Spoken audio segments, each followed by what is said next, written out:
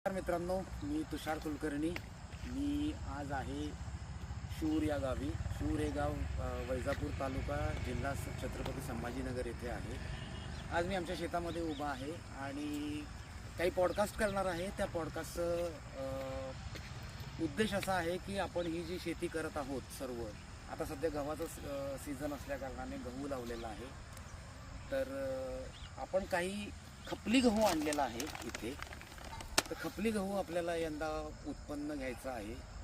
सध्या तरी उद्देश एवढाच आहे की या पॉडकास्ट मागचा की आपण शेती कशी करतो, शेतीमध्ये काय काय हे असतं चॅलेंजेस आणि कुठल्या कुठल्या गोष्टी असतात आणि गहू आपण शेवटी आपल्यापर्यंत कसा पोचतो हे थोडंसं दाखवायचं आहे. फक्त गहू नाही, आम्ही बाकीच्याही गोष्टी कव्हर करू. तर सध्या आम्ही हा निवडलेला आहे खपली गहू. खपली गहू हा जुना गहू आहे आपला भारतातला आणि याचे फायदे खूप आहेत. High in fibre, high in protein, antioxidant. त्यातला तज्ज्ञ मी नाही, पण तुम्ही बघू शकता गुगल किंवा कोणाला विचारून करू शकता. पण आता मुख्यतः मी कायमच शहरामध्ये नोकरी केली असल्याकारणाने शेतीविषयक जरा कमी माहिती आहे. पण आपल्याबरोबर आज आहेत एकनाथ शेळके. तर एकनाथ शेळकेंचा परिचय करून द्यायचा तर शूर या गावातले ते स्थानिक रहिवासी आहेत आणि जन्मापासून ते इथेच राहतात आणि त्यांचा मुख्य व्यवसाय हा शेती आहे. तर त्यांच्याकडनं आपण जाणून घेणार आहोत सर्व गोष्टी की हे गहू कसे लावायचे आणि पुढे काय करायचं. आता सध्या हे गहू लावायचं आपण करू आणि पुढच्या भागांमध्ये आपण बघू की एकदा पेरल्यानंतर पुढे काय काय होतं. तर नमस्कार एकनाथ दादा. तुमच्याबद्दल थोडंसं मी अल्प परिचय दिला, तुम्ही थोडंसं तुमच्याबद्दल सांगू शकता.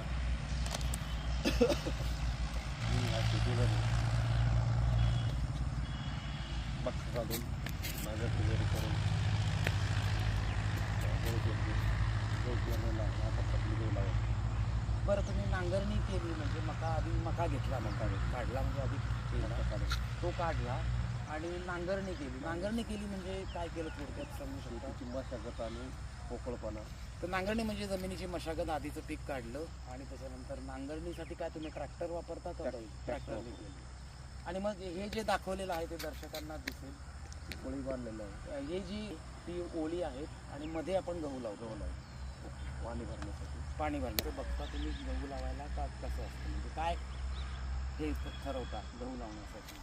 गहू लावण्यासाठी वेगळी जागा गव्हासाठी आणि बागायती क्षेत्र. ओके. बागायती क्षेत्र म्हणजे विहीर असणारं क्षेत्र. बागायती क्षेत्र म्हणजे जिथे पाणी आपल्याला मुबलक प्रमाणात मिळू शकतं पिकांना, त्यासाठी बागायती क्षेत्र. बरोबर आहे माझं? तर आपण आता हळूहळू आपल्याला एकनाथ दादा दाखवतील काय आहे गव्हाची शेती आपण कशी करायची. आणि हा आपल्याला आपण पॉडकास्ट करू 3-4 भागांमध्ये की पहिले आता इथून पुढे दाखवू आपण की गहू कसा लावायचा आणि त्याच्यानंतर मग गव्हाला पाणी कसं द्यायचं, खत कुठलं टाकायचं, काय पीक कसं वरती येतं ते बघू. तर आपला हा प्रयोग आहे. बघूयात खपली गहू आपला किती होतो. आपण लावणार आहोत सध्या आणि मग पुढच्या जशी प्रगती होईल आपण बघत जाऊ. तुम्ही मला दाखवा असं. तर आता आपण असं करूयात एकनाथ दादा, आपण तुम्ही जे नांगरणी केली, ओळी केल्या आणि आधी थोडासा गहू पेरलेला दिसतो इथे, थोडंसं वरती आलेलं आहे. तर आपण जरा फिरून दाखवूयात की काय असतं. तर हे या ज्या आहेत त्या ओळी आहेत ना, या सर्व ज्या आहेत त्या ओळी या, आणि इथे या 2 ओळींमध्ये आपण गव्हाचं बी पेरलं. गव्हाचं बी म्हणजे गहूच.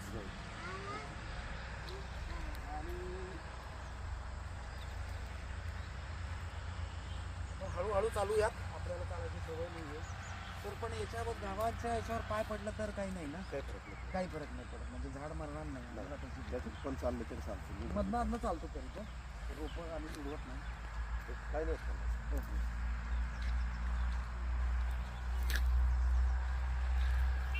तर आता आपण बघूयात इथं गहू लावलेला आहे आधीचा. तो असा थोडा छोटा वरती आलेला आहे. तिकडे पण आहे, इकडे पण आहे. आणि आपल्याला जो खपली गहू आणलेला आहे तो त्या भागामध्ये लावायचा आहे. तिथे त्यांनी जागा सोडलेली आहे आपल्याला, जिथे रोपं उगवलेली दिसत नाही तिथे लावूयात. तर आता एकनाथ दादा मला सांगा, आता हे गहू जे वरती छोटे आलेले आहेत ते आता फक्त तुम्ही आधी बी पेरलं बी पेरलं आणि खत पेरलेलं आहे त्याला 1839. खत टाकावं लागलं. पण बी टाकल्यानंतर लगेचच खत, पेरणीमध्येच खत, तर पेरणीमध्येच खत टाकावं लागतं सुरुवातीला. आणि पाणी कधी देता?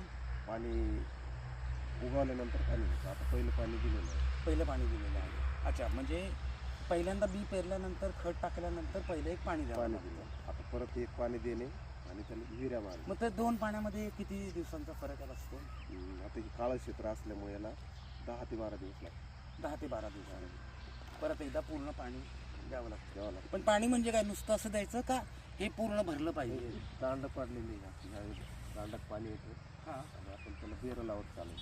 तर इथं असे थोडंसं हे केलेलं आहे, त्याच्यातनं पाणी टाकायचं. दांड केलेलं आहे, ते दांडातून पाणी जातं, आपण वळ भरली की बेरं बनतं. तर आपण इथं बघू शकतो पाणी जाण्यासाठी असं एक हे केलेलं आहे जागा, त्याला काय म्हणतात? दांड. दांड त्याला दांड म्हणतात. आणि याच्यात पाणी येतं. याच्यात पाणी येतं, आणि मग त्या गव्हाला कसं मिळतं पाणी? इथून पाणी सोडायचं, ही भरणं झाल्यानंतर ही बंद करायची, पुढचं. अच्छा, म्हणजे काय आपण दाखवूयात दर्शकांना की याच्यामध्ये पहिले पाणी भरतं इथे, आणि इकडून पाणी, ही जी जागा आहे इथून या सर्व गव्हाला सोडण्यात येतं. मग ते पूर्ण भरलं की हे बांधून टाकायचं. बांधून टाकायचं. इथे मातीनेच बांधतात तुम्ही? मातीनं तर हाताने ओढायची, मातीने ओढायचं. त्या वळीला पाणी चाललं. मग पुढच्या ठिकाणी पाणी जातं. पुढचं तर हे बघू शकता, हे पूर्ण जे आहे ते दांड केलेलं आहे पाण्यासाठी. तिकडून इथे जो दिसतोय पूर्णपणे तो पाण्याचा दांड आहे. आणि ह्या ज्या मध्ये जागा आहे जिथे सध्या एकनाथ, पाणी इकडे या गव्हाला जाण्यासाठी, पाणी जाण्यासाठी. आणि नंतर इथं पाणी भरलं की हे दांड लावून घेऊ. करून देऊ. मग तसं बघायला गेलं तर बघा, त्याच्यामध्ये भरपूर मेहनत आहे. इतकं सोपं नाही. लोकं आपण बोलताना बोलतोय, दांड दिसताना दिसतोय, मग आपल्या हाताने हे करायचं आहे.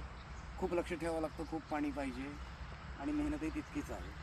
त्याला किती लोक लागतात सगळं करायला? त्याला ही 4-5 लोक लागतात 4-5 बांधायला. 4-5 दिवस होते. आणि लोक साधारण म्हणजे एक पाणी द्यायला 4-5 दिवस लागतात. पाणी द्यायला एकच माणूस पाहिजे. एकच माणूस. पण एवढं मोठं क्षेत्र आहे एका माणसाचं, मग त्याच्यामध्ये खूप मोठी मेहनत आहे. लई नावावी 2-4 दिवस जाते. 2-4 दिवसाचं काम आहे. पाणी देताना काय काय चॅलेंजेस? समजा आता तुम्ही विहिरीवरनं पाणी आणता ना, कारण की तुम्ही म्हटलात बागायती क्षेत्र आहे, म्हणजे पाण्याखालचं, तर विहिरीवरनं पाणी येते. तर मग विहिरीवरनं पाणी इकडे आणताना म्हणजे तुम्ही काय नियोजन केलेलं आहे? पाईपलाईन आहे, लाईट आहे? पाईपलाईन केलेली आहे, आणि वरती पण पाईप वापरावं लागतं. आणि ज्या ठिकाणी पाणी जात नाही तिथे. आणि ही पाण्याचं भरण्याचं काही वेळात रात्री लाईट असते, काही वेळात दिवसा असते. ती पाण्याअभावी रात्री पण पाणी भरावं लागतं, कारण ती वेळात वेळात होत नाही. म्हणून त्यांना 3-4 दिवस लागतात पाणी द्यायला. कारण त्यांनी सांगितलं की विहिरीवरनं पाणी आणायचं म्हणजे मोटर चालू करायची, कधी लाईट नसले किंवा पॉवर डाऊन असले तरी पाणी यायला वेळ लागतो. म्हणून सगळे प्रोसेस 3-4 दिवसाची आहे पाणी देण्याची. पण याच्यामध्ये काही पिकांचं नुकसान वगैरे नाही आहे. थोडं लेट जर लाईट समजा ते हप्त्यात रात्री लाईट आहे, तर ते आपण भरलेलं ते नुकसान होतं, त्यासाठी रात्री पाणी भरावं. आता आपण बोलण्याप्रमाणे आधी खत टाकलेलं आहे, आता एकदा पाणी झालेलं आहे, आता नंतर परत पाणी होणार. नंतर एक पाणी होऊन 10-12 दिवसांनी. 10-12 दिवसांनी. आणि मग त्याच्यानंतर परत खत आहे का? मग परत युरिया खत मारावं लागतं. युरिया खत. पण मित्रांनो, आपण हे सर्व बघणार आहोत. आपण जेव्हा खपली गहू लावू त्यावेळेला या सगळ्या प्रोसेसही आपण बघूयात. तर आपण आपल्याला जी खपली गहू जिथे लावायचं आहे तिकडे जाऊयात. स्टार्ट. तर आता आपण आलेलो आहोत जिथे आपल्याला खपली गहू लावायचा आहे तिथे. तर इथे तुम्ही हा गहू लावणार आहात. इथं लावला. किती आणला गहू तुम्ही? ही 5 किलो आहे. 5 किलो आहे. 5 किलोमध्ये साधारण किती? साधारण 6-7 गुंठे. पण आता सध्या तुम्ही समजा याला पाणी द्यायचं आहे लावल्यानंतर, तर जमीन तर ओली दिसतीये, तरी पण पाणी द्यावं लागेल. पण पाणी द्यावं लागतं. पण मग रात्री बेरात्री तुम्ही पाणी देता, काही हे आहे? इथं बिबट्या येऊन गेलेला आहे. इथं बिबट्या येऊन गेला. तर इथे बिबट्या येऊन गेलेला आहे. बिबट्या सध्या सगळीकडे खूप आहेत, इथेही बिबट्या येऊन गेलेला आहे. पण मग तुम्ही कसं करता स्वतःचं संरक्षण किंवा काय ते करता? रात्रीच्या वेळेस काठी वगैरे ठेवतो, काठी आणि मानेला रुमाल बांधून. अच्छा. आणि सावधगिरीने पाणी येतं. बघा, म्हणजे जसे जंगली प्राणी येतात, बिबट्या येतो, कधी लाईट नसतात. हे तुम्ही ओळी आणि पाण्याचं आपण मगाशी बघितलंच. खूप मेहनतीचं काम आहे यामध्ये शेतकऱ्यांचं. तर आता आपण इथं लावायचं आहे. तर दर्शकांना आपण पुढच्या भागामध्ये बघू हे लावतात कसं, आणि लावल्यानंतर पाणी आपण पुढच्या भागामध्ये बघूयात पेरणी कशी करायची आणि त्याच्यानंतर पाणी कसं द्यायचं, त्या 3-4 भागांचा आपण करूयात. त्याच्यानंतर अजूनही आपण एकनाथ दादांशी गप्पा मारूयात की आपण आता आहोत मराठवाड्यात आणि मराठवाड्यामध्ये यंदा अतिवृष्टी झालेली आहे, तर शेतकऱ्यांना कुठल्या कुठल्या समस्यांना सामोरं जावं लागलं, ते कसे मार्ग काढतात यातनं, या विषयावर पण आपण एक भाग तयार करूया. मित्रांनो, धन्यवाद. पुन्हा आपण भेटूया पुढच्या भागात.